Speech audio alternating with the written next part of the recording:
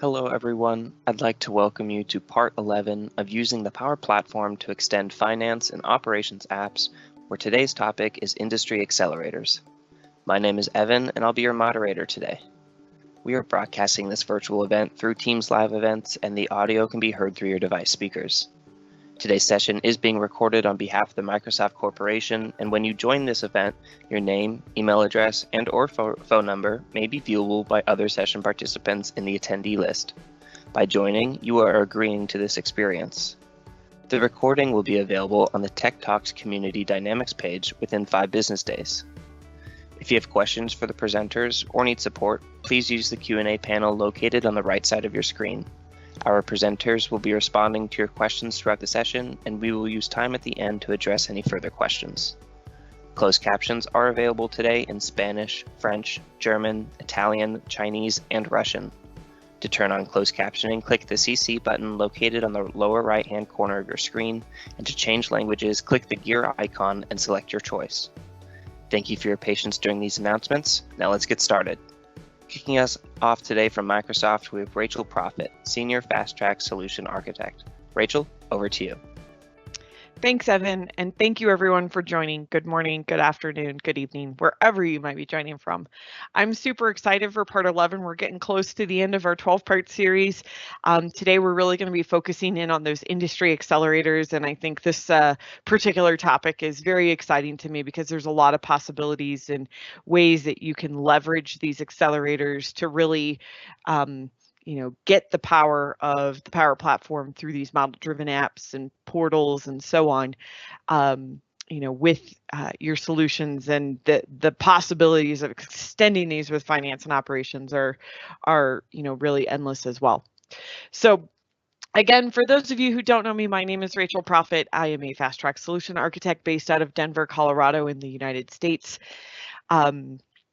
My contact information is here on the screen, and I invite you to connect with me on Twitter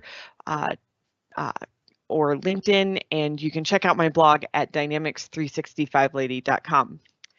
Taking a look at the objectives for our Tech Talk today, I want to introduce you to the concept of industry accelerators. And by the end of this, you should be able to describe use cases for using those industry accelerators with your finance and operations data.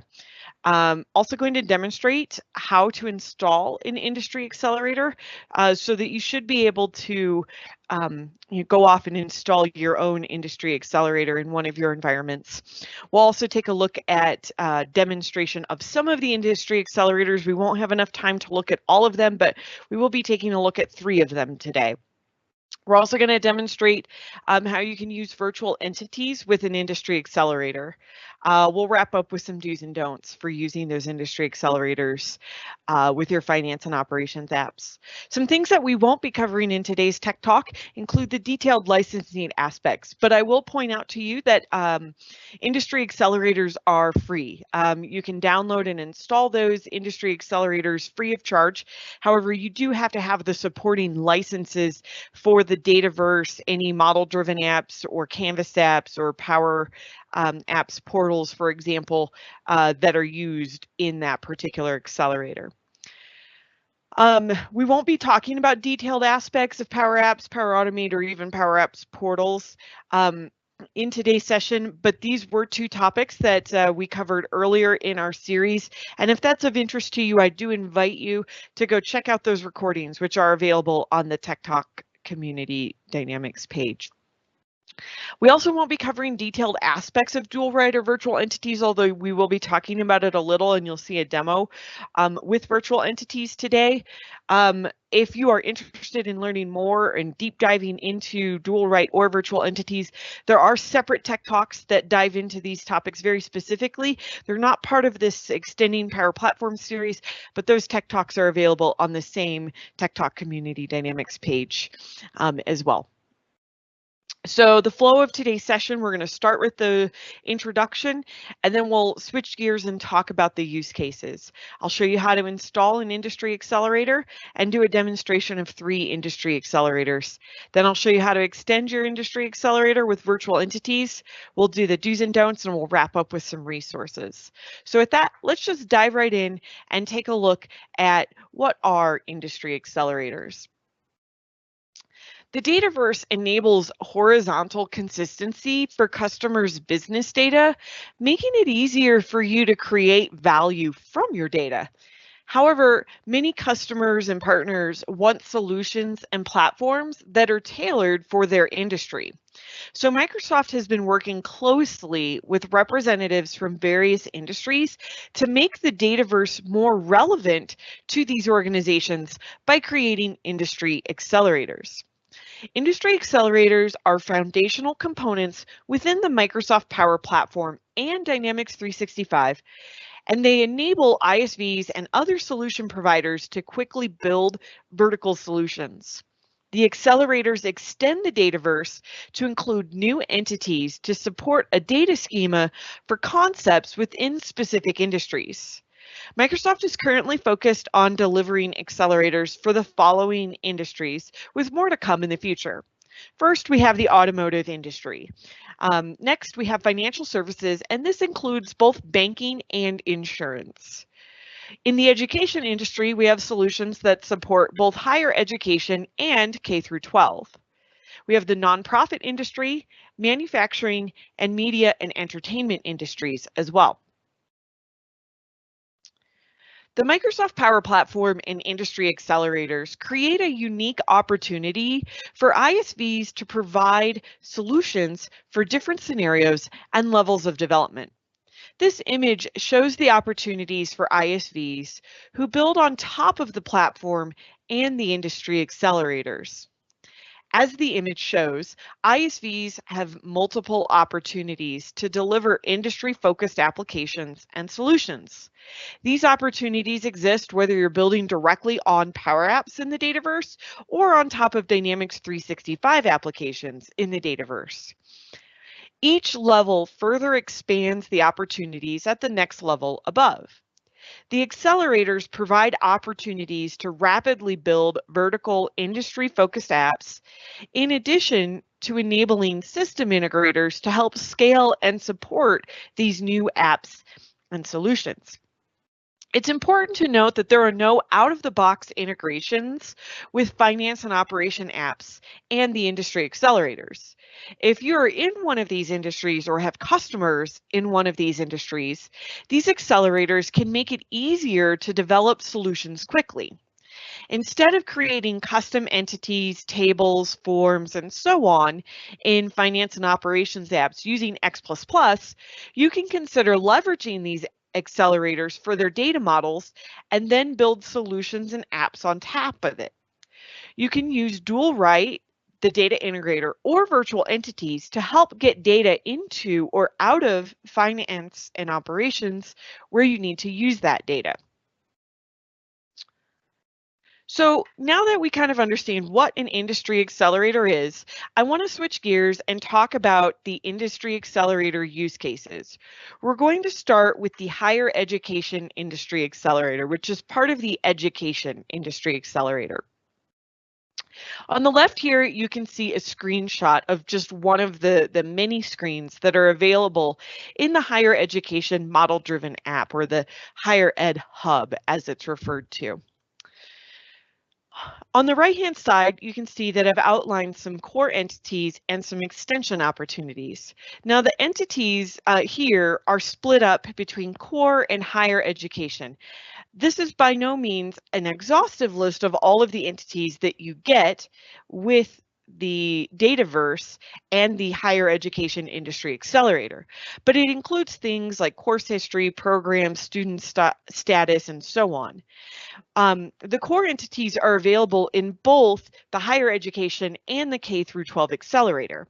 But then there are some additional entities that are available specific to higher education. And this includes things to help support grant management and program management. When we start thinking about how we might use the higher education industry accelerator with finance and operations, there are a number of different ways that this could be leveraged. For example, you might dual write the grant information over to grants in the project management and accounting module and dual write the programs over as projects. You could also dual write the accounts. So in the higher education industry, the account entity really represents things like students, faculty, and so on. But those students are likely paying tuition fees and so on as a part of their engagement with your organization. And so you can create those accounts in finance and operations as customers so that you can start to track those details, and you don't need to do the double entry of that account information. You might also auto-create projects with a flow when a student status, registration status, or program updates are happening inside of the model-driven app. You could also dual write courses to products. So courses are the things that you're selling, like that you have tuition fees related to, and there might be other types of products as well. But these are one of the key types of products that you sell in a higher education type industry. So you could dual write those over to the products entity in finance and operations. This would enable you to then sell those products either through a sales order or through project transactions like an item transaction. You could also create project transactions automatically. So when a student registers for a course, they might do that online through a portal, or it could happen directly through the higher education model-driven app, but we could dual write those over. You could also use virtual entities to show billing information and invoice information and payment information, for example, that is happening in finance and operations, and display that out in both the model-driven app and in the student portal. The Higher Education Industry Accelerator does include a sample portal for students, and we can enable displaying that additional information from finance and operations in that portal. Again, this is by no means an extensive or an exhaustive list of all of the different types of things that you could do, but hopefully it gets you thinking about what might be possible. You'll notice at the bottom of the slide, we do have a link here where you can learn more information and get a full list of all of the different apps and entities that are available with the Higher Education Accelerator. Next, we have the K-12 Industry Accelerator. So this accelerator is kind of a sister accelerator to the higher education.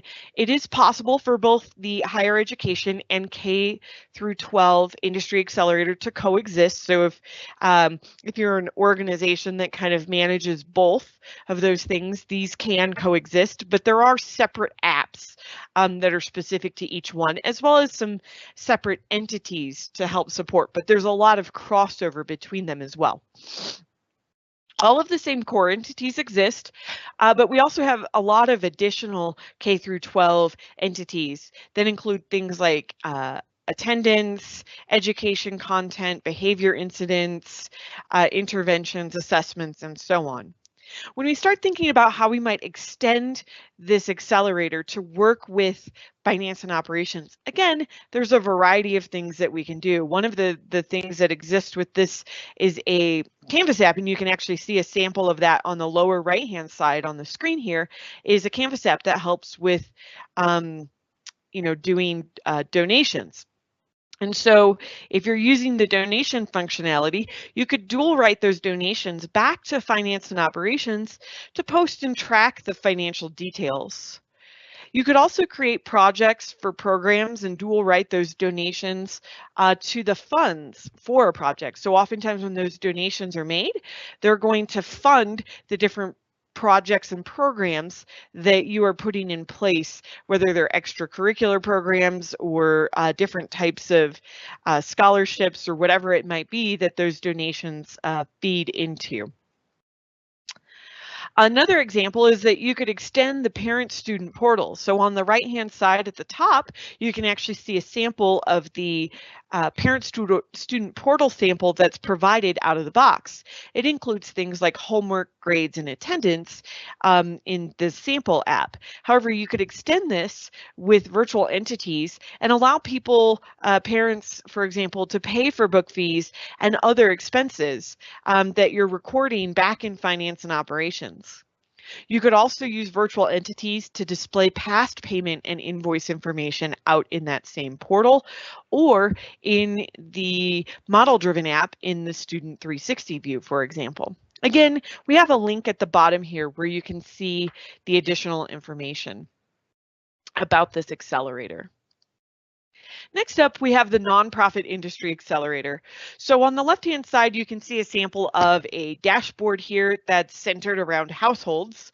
And households is one of the concepts that you can track and enter details into the model-driven app. There are a lot of additional entities around transactions, awards, disbursements. There's also a delivery framework, which is actually a separate model-driven app, or you can get access to that through the nonprofit hub as well. There are apps that are specific to fundraising and volunteer management as a part of this nonprofit accelerator. When we start thinking about how we might extend and use the nonprofit industry accelerator with finance and operations, we can do things like dual writing those disbursements to finance and operations and post those payments and get the GL and financial aspects of that disbursement tracked in your financial system. We might also enable virtual entities to surface credit and collections data. So there's a concept of like memberships, for example, and people might have like monthly payments that they're making to you. So you could surface that credit and collections information so you know who's made their payments and who you might need to follow up with about their payments or get new credit card information or whatever, however they might be paying. You could also dual write fundraising data to post transactions inside of finance and operations. This could be a lot of different things. Again, that money that has been fundraised might go into an actual fund that supports a project, but it might also just be a transaction and you need to record that revenue or that income in your general ledger. So that could, depending on the type of fundraiser event that you're hosting, that could be directly through a GL journal, or it might be through like a free text invoice so that you have a way to provide a receipt to someone as well. You might also enable virtual entities for invoices that have been processed from fundraising. And there's several places that have budgeting capabilities built into the industry accelerator related to like awards and the delivery framework and a few other places as an example, but that budgeting information could be dual written over to the budgeting module inside of finance and operations, or if you're a project driven organization, it could be dual written over to the project budgets as well. Again, by no means an exhaustive list of all the things that you could do, but hopefully this gets your brains flowing and gives you some ideas of the types of things that you might be able to do with this accelerator. Moving on is the manufacturing industry accelerator. We highlighted this accelerator in a couple of our previous sessions, so we did touch on this inside of our common data service, or now it's called the Dataverse, but that was part 2. We also talked about this a little bit in our portals session earlier in the series. So some examples of some entities that you might see in the manufacturing accelerator include the accounts, contacts, access requests, capabilities, and so on. The manufacturing industry accelerator is probably one of the easiest ones to connect the dots, I think, with finance and operations, because we have an entire production control module that is all centered around manufacturing. And manufacturing is one of the industries that finance and operations really focuses in on. So there's a lot of possibilities here in terms of what you could do. With the base functionalities that are available out of the box, there's a number of things that we might dual write. So for example, we might manage the whole onboarding process and application process for vendors. And once they're approved, we might dual write those over into finance and operations so that they're now actual vendors in the system and we can start capturing purchase orders and invoices and payments. We might also dual write the vendor capabilities that you can capture in the model-driven app to procurement categories. So we have this concept in finance and operations where you can link in procurement categories, which indicates the types of products that a vendor can supply to you. And there's a lot of downstream functionality in finance and operations that you can use around like vendor search, for example, with those procurement categories. There's also a concept of certifications on the vendor accounts in finance and operations. So you might dual write those certifications that are being uploaded through the portal or entered in directly through the model-driven app into finance and operations. So you can use that information to determine in workflows and downstream processes if a vendor has the proper certifications in place in order to place a purchase order or to get services from that vendor, for example. Some ways that you might extend the model-driven app and the portal that already exists is using virtual entities to take information in finance and operations, such as payment information or invoice information, for example, and displaying that out in the model-driven app or in the supplier portal. We also could allow, use those virtual entities to allow your vendors to actually submit invoices through the portal. Another example is you could use the virtual entities to display RFQ information, request for quotation information, and allow bidding on the portal. Now, you may be familiar with the fact that we do have a vendor collaboration portal that's part of finance and operations. You could simply just extend the existing portal by using iframes to take the out-of-the-box vendor collaboration pages for RFQs and so on, and embedding them into this portal so you get the best of both worlds without the need to develop new pages or extend that portal beyond just embedding an iframe, for example. But if you want a similar look and feel or specific branding, or you want to extend that functionality, you could absolutely build that functionality out directly in the portal. There's a link again here at the bottom of the page to the Manufacturing Accelerator. I encourage you to check this out if this is an industry of interest. Next up, we have the Automotive Industry Accelerator. So the Automotive Industry Accelerator is not really focused around automotive in terms of manufacturing. This is automotive in terms of like dealerships, like a car dealership or an RV dealership or so on.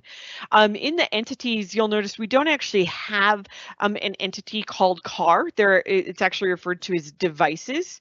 So devices could be anything. It could be a car, it could be a golf cart, it could be an RV, it could be a tractor, it could be really anything that's automotive. And we have the ability to kind of track all of the detailed information related to those vehicles, including the kind of sales process, which is oftentimes referred to as a deal. So you can create deals, files, and terms.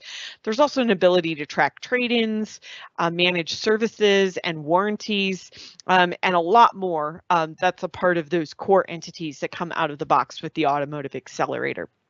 So some things that you might do to extend and use the Automotive Industry Accelerator with finance and operations include starting out with dual writing your devices, like cars, for example, over to your inventory. You might also link those over to asset management, and there's integration out of the box with the Accelerator with field service as well. If some of your vehicles or autos that are in your stock are actually fixed assets, you could record those as assets, or if they're being leased as well, you could dual write those over into asset leasing. You could also dual write your service orders and post transactions and invoices inside of finance and operations to record the financial and inventory aspects of your service shop at your dealership, from the service appointments and contracts and so on that are happening inside of the model-driven app. You could use virtual entities from finance and operations to display invoices and payment information in the customer 360 view. There's also the ability that you could dual write the sales that are happening. So when deals happen, you could dual write those sales into finance and operations, post those invoices and generate general ledger entries. And you could even display those invoices back or dual write those invoices back or virtual entities for those back into the automotive accelerator and display those in your model-driven app. So the last industry accelerator is the Media and Entertainment Industry Accelerator. Again, this particular one has, I think there's about like 6 or 7 different apps. You'll actually see a demonstration of this one a little bit later, but there's kind of a couple different areas that it focuses in on. We have guests and guest management. We have event management, we have sports management, we also have media and ad sales management. So there's a number of different things that we can do in entities to support all the different types of media and entertainment and industry type use cases. So from extension opportunities, how you might use this with finance and operations is we might use dual write to synchronize your sales. This could be sales from either ticketing, so there's a ticketing management app, or from your media advertising application. If you're using both, obviously you could dual write both of those over. You could also dual write to synchronize your guest information to customers. So if you're using the guest management applications to manage guests, you dual write that information over, including like loyalty information. If you're using commerce, for example, and you have a loyalty program and people, might be using, you might be using the point of sale, for example, to sell tickets or pick up tickets, things like that at your venues. You might also use dual write to sync the various different venues, facilities, and different media type devices that you've tracked in your system over to the fixed assets module so that you can track those assets and depreciate them. You might also use dual write to sync events to the projects module and create transactions. So if you're a project driven organization in your events, you want to capture all those costs and revenues together, you might use projects and create transactions as they're posted. You might also use virtual entities to expose that invoice and payment information out to a portal. So for your guests, if they're buying tickets or registering for events and so on, you could expose that information out to a portal where they can see that information from finance and operations. You might also use it, like I said, to expose that payment information and allow people to make payments directly on your portal. We've got a link at the bottom again where you can learn more about the Media and Communications Accelerator. So at this point, what I want to do is switch gears a little bit and take a look at how to install an industry accelerator. So in this example, I'm actually installing the Automotive Industry Accelerator. So I'm here in the Power Platform Admin Center, and I'm going to select a CDS environment. So once I select that environment, I click on the Dynamics 365 apps on the right, and then I'll click on Open App Source at the top of the page.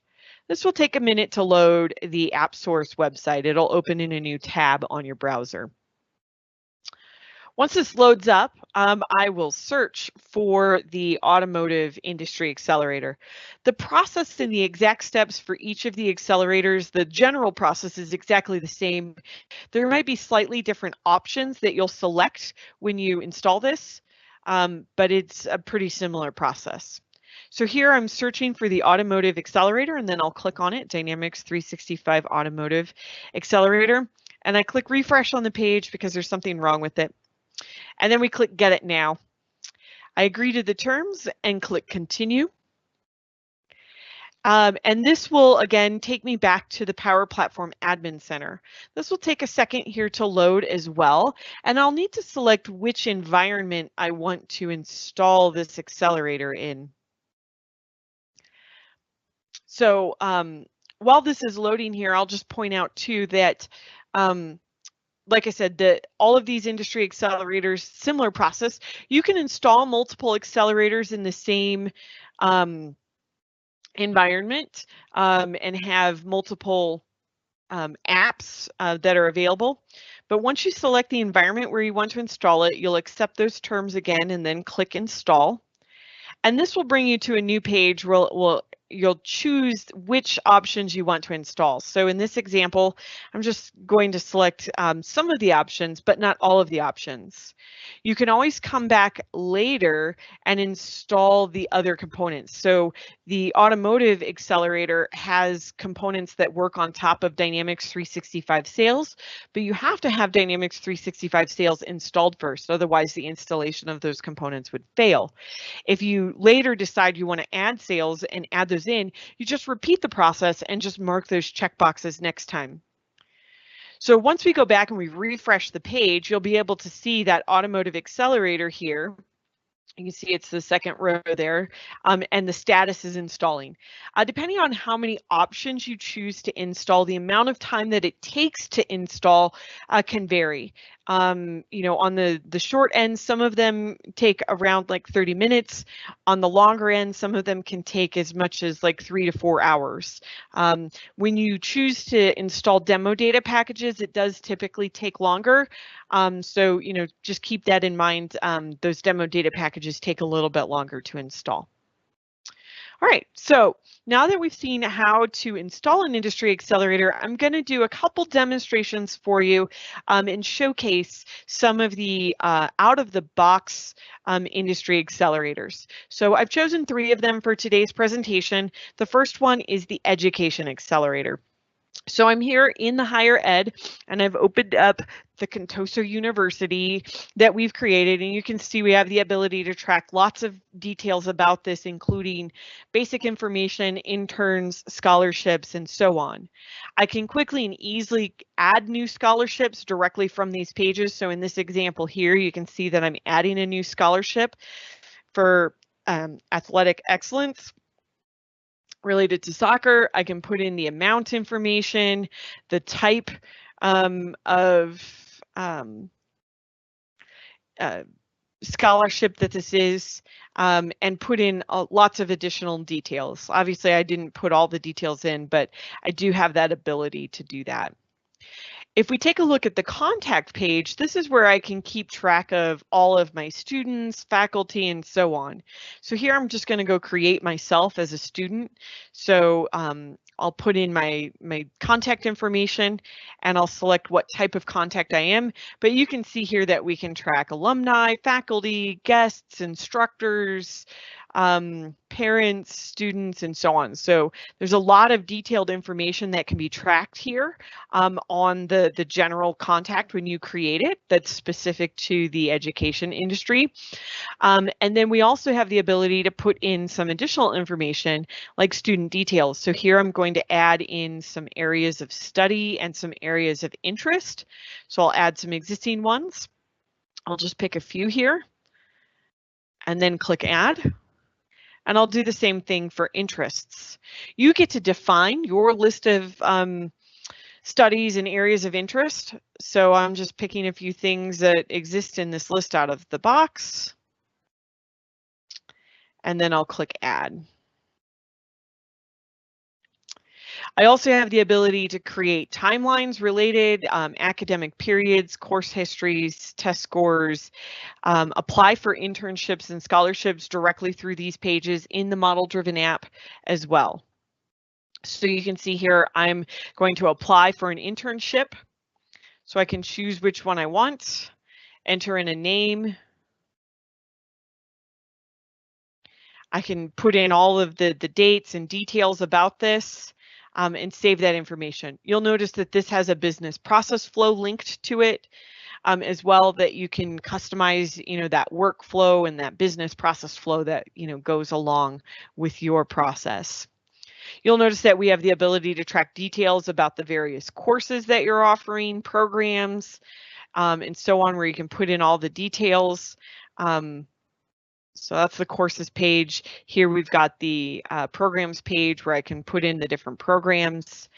extracurricular activities, areas of study, and so on.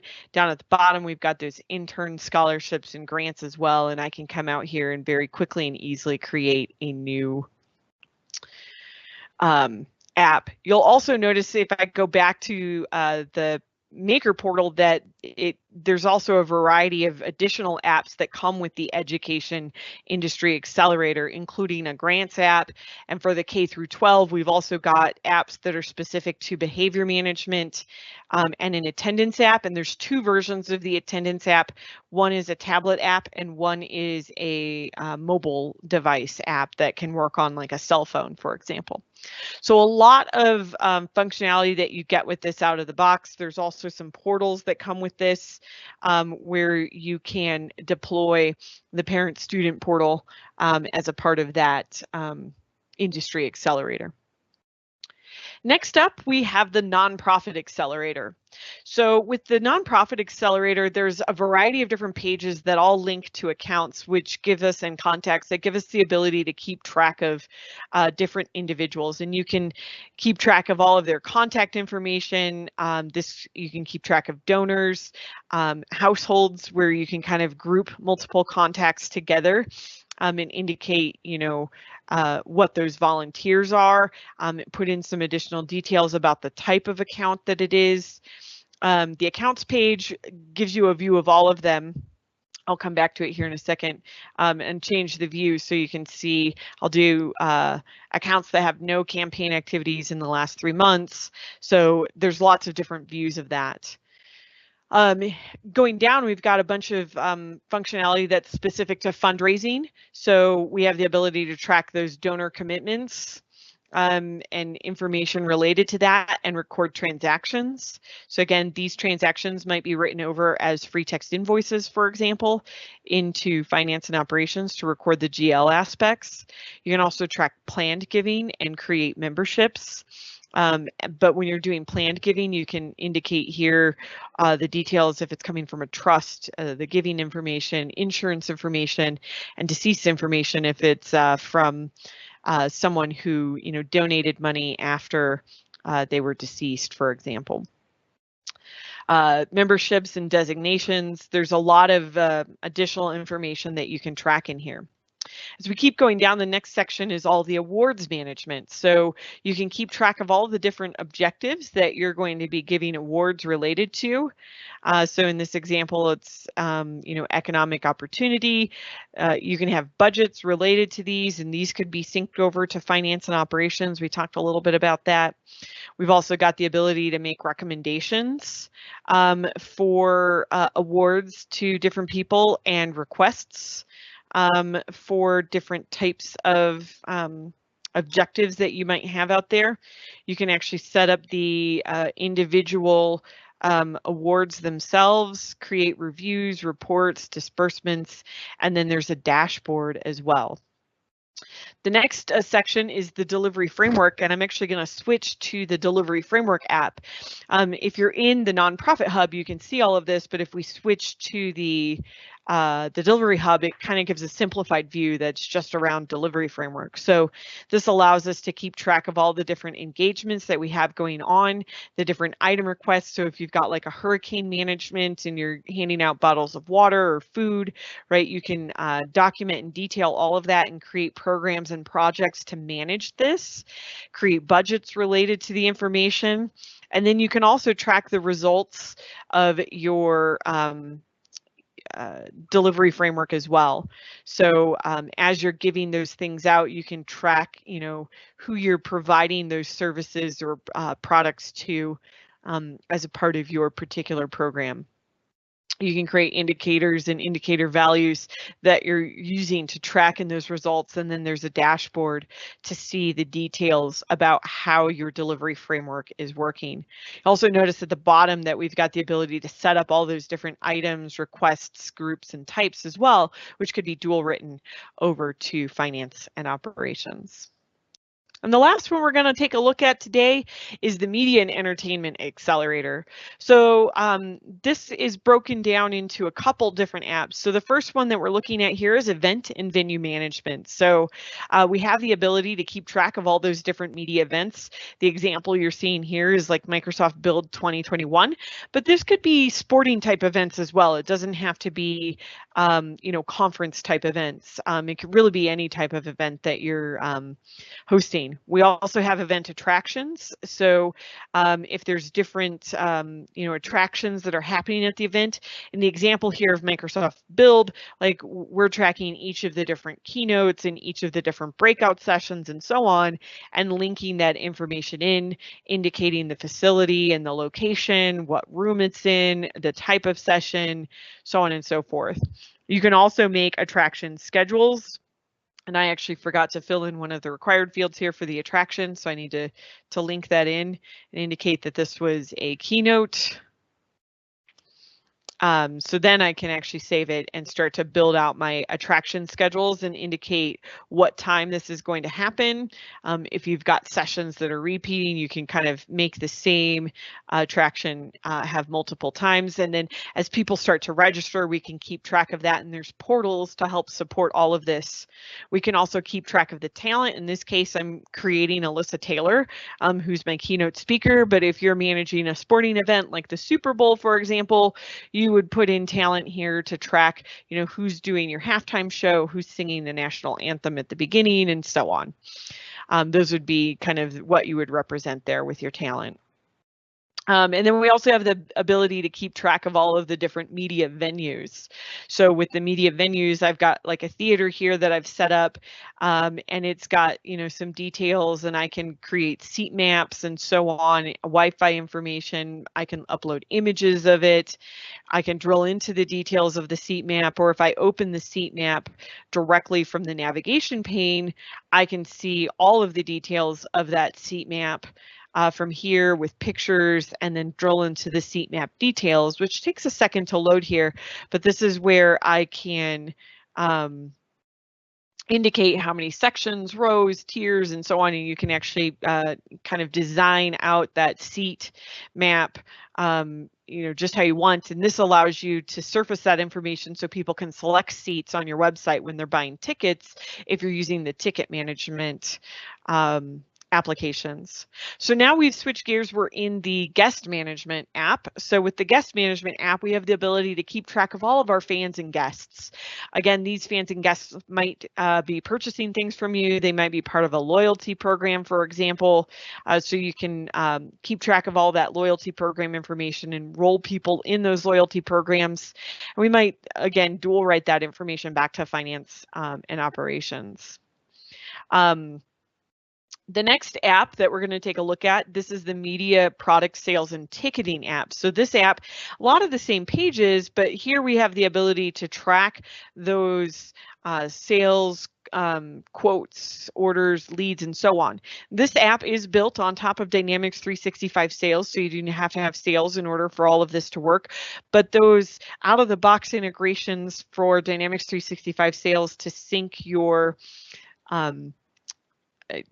orders and so on over to finance and operations would work here, but you'd need to extend it if there's any additional fields that are a part of the media product sales and ticketing app that you want to sync in addition to the standard fields that are part of the out-of-the-box integration with sales. But we have the ability to keep track of all those details and keep a whole history. Now we're taking a look at the sports management app where I can manage your fantasy football team, or you can manage an actual sports team. So here we're managing the Ultimate Frisbee League that we have here at Microsoft. And you can see that we can split this up into teams, divisions, and conferences.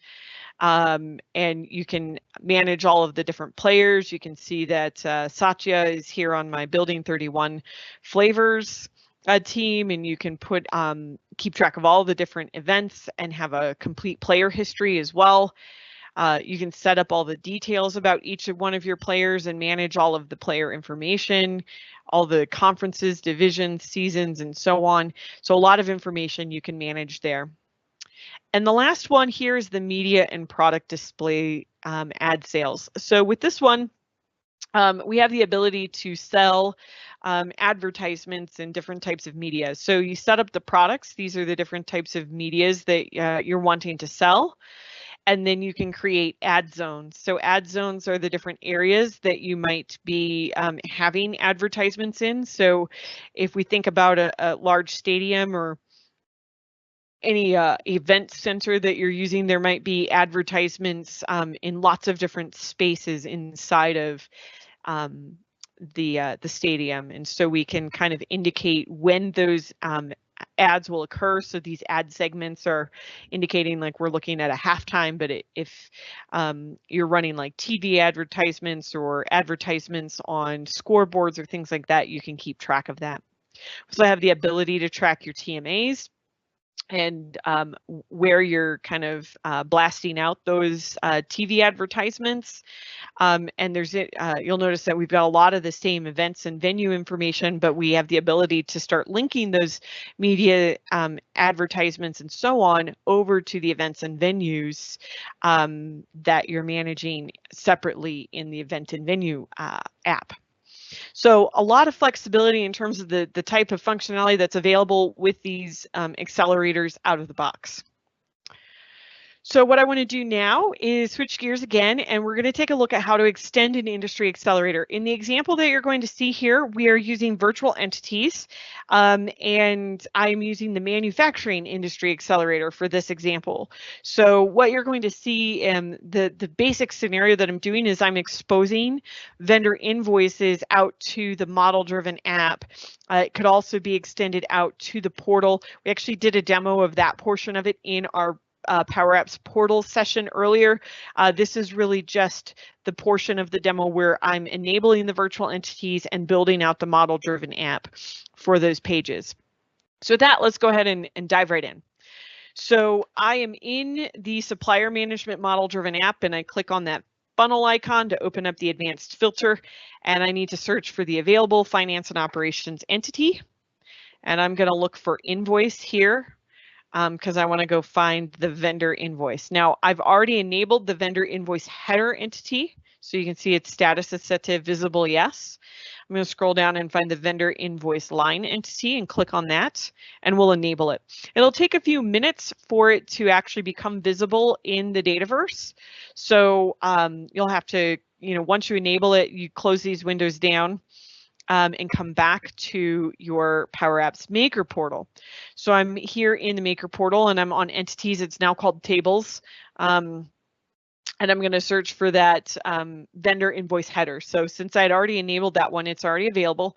And I need to make some new views. When you enable a virtual entity, it creates views and forms and everything for you, but it typically just puts whatever the primary field is in your view. So you'll need to go update those views and forms to make them actually usable. So I'm just adding in some additional fields here that I want to display, and then I can rearrange the columns, add sorting. So I'm just kind of dragging and resizing. When I'm done, I click publish. Then I go back. And I'm going to do a similar process on the Forms tab to create a form. So I'm going to open up that main form. Again, it'll just have the one field in it, not super useful if you wanted to put this in an app. So I need to go add some additional fields. So again, I kind of repeat this process, clicking on all the fields that I want to include. Then I'll rearrange my fields, make them look the way I want them to look.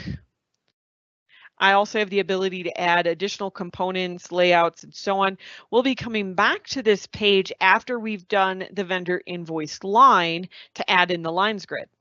So now that we've created that, I can now go over to my vendor invoice line entity. It shows up now.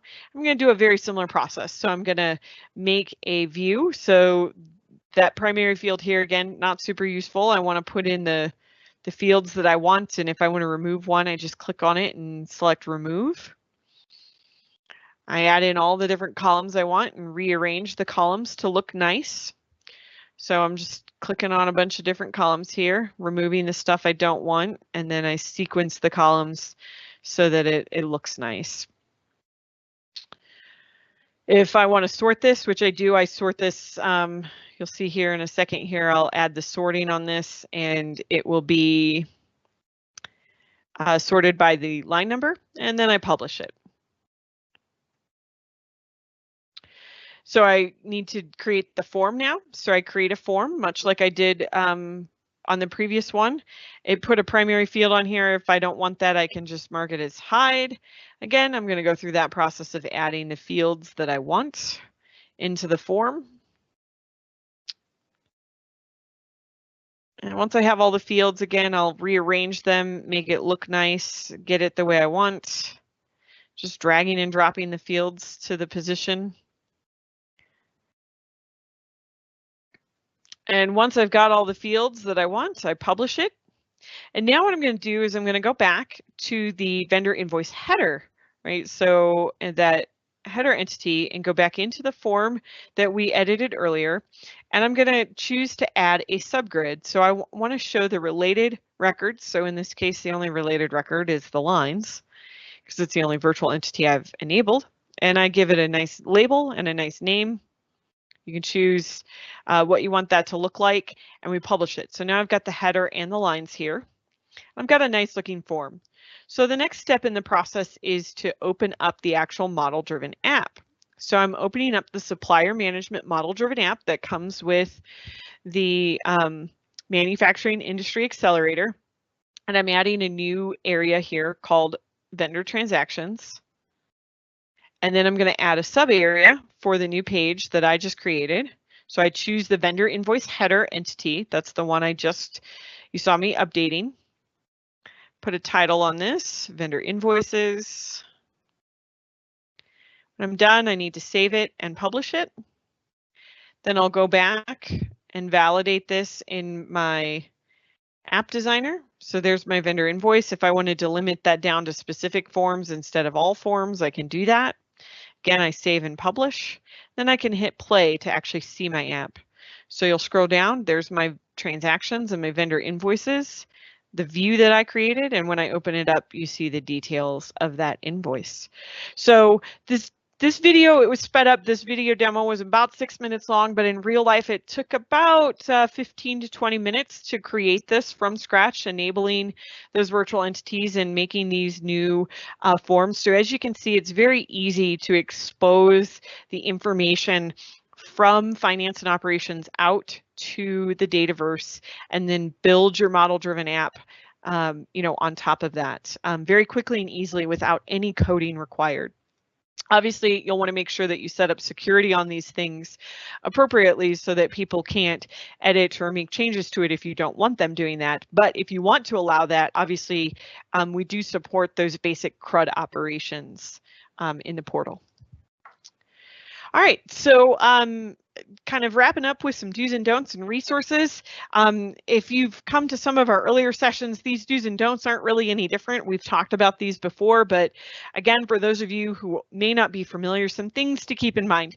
When you're extending one of these industry accelerators, there's two basic ways to do it, and there's really three. You can also use the data integrator, but that's asynchronous and tends to be less commonly used for these types of scenarios. But dual write is one of those options, and virtual entities is the other. So when you're using dual write with your industry accelerators, make sure that you use dual write to duplicate data. So you're going to copy that data from F&O into the Dataverse. And that data is expected by the business logic of both applications. You also want to consider the Dataverse API limits. So API limits still apply. And if you're really high transaction volume, you might need to kind of buy up some additional licenses around that. You also want to consider multiplexing and the order line skew. If you're creating orders over there and they're not licensed and you're dual writing over to from the model-driven app in the Dataverse over to finance and operations, and you're creating sales orders, for example, or purchase orders or whatever it might be, that is considered multiplexing, and you might need to purchase order line SKUs if those users are not also licensed to create sales orders or purchase orders or any of those transactions directly in finance and operations. You also want to consider the Dataverse database size and procure add-ons if necessary. With your finance and operations subscription, you're getting a Dataverse, provided to you out of the box, and it has, just like your F&O database has a certain amount of capacity that you get out of the box, the Dataverse is no different. Because you are dual writing, that Dataverse is going to grow. And so you need to make sure that you're watching the capacity of that and purchasing in the correct capacity if needed. Some things not to do with dual write is don't duplicate the data where business logic is only needed in one of the systems. You're better off to use virtual entities for that type of scenario. Also, don't use dual write where the business logic is going to be in like a Power App or Power Automate, for example. There's no need to duplicate that data again, right? You could use virtual entities and save yourself some capacity rather than duplicating all of that data. So when we think about do's and don'ts for virtual entities, you'll want to use virtual entities where your business logic resides in F&O. And when you plan to extend or add business logic in a Power App or Power Automate. You do want to make sure that you relate your virtual entities to each other inside of finance and operations when you're making those entities in the AOT, like through an extension. You'll also want to relate virtual entities to native entities with X++ extensions. Things not to do, don't use virtual entity as a data copy mechanism. That's not what it does. If you need to copy data for some reason, you're going to want to look at dual write or the data integrator, for example. You'll want to use virtual entities when additional, or don't use virtual entities when additional data point is needed. So if you expose a virtual entity for invoices, for example, or orders or whatever it might be out to the Dataverse and you want to build a model-driven app, you can't go into the Dataverse and add another column. That column should be added into finance and operations, and then it can be exposed out to the virtual entity. And don't try to relate one virtual entity to another virtual entity from directly inside of the Dataverse. So those are just some of the things to keep in mind when you're working with the virtual entities. When we think about model-driven apps and Canvas apps and Power Automate, any of these additional components, Power Portals, all the do's and don'ts of those still apply. And I encourage you to check out the earlier videos in the series if you're interested in kind of what are some of the things that are specific to Power Apps, Power Automate, Power Portals, and so on in terms of those do's and don'ts. All right, so we're going to wrap up with a few resources. I've pulled together a variety of different links for you. So the first page of resources here is all of the industry accelerator resources. So you can find all of the documentation on the docs website, and there's also a blog where you can kind of track that blog and get additional information. All of the industry accelerators are available on AppSource and on GitHub. I will point out healthcare is listed here. The healthcare industry accelerator, they announced its deprecation back in November, and it will no longer be supported after, I believe, March of this year. So that's why I didn't highlight it. If you have a need for it, you can technically still download it, but it won't be supported after March. So keep that in mind. When we think about dual write, I've also, pulled together some of the additional information about dual write. So remembering, dual write is tightly coupled near real-time bidirectional integration. And there's some links at the bottom of the page with the link directly to the dual write TechTalk, as well as the dual write homepage on the docs, and some information about application lifecycle management for dual write components. I've also pulled together a variety of resources and some basic information for you around virtual entities. And so keep this in mind. There is a frequently asked questions page on the docs website, as well as the virtual entities Yammer group, which are great resources to get your questions answered. So with that, we're going to open it up for Q&A. It doesn't look like we have any questions right now, but we do have like a minute or so. So I'll kind of leave it open in case you do have questions. But hopefully, you can take away from this session some kind of key tips and tricks and things that we can do with these industry accelerators to make them work better with finance and operations.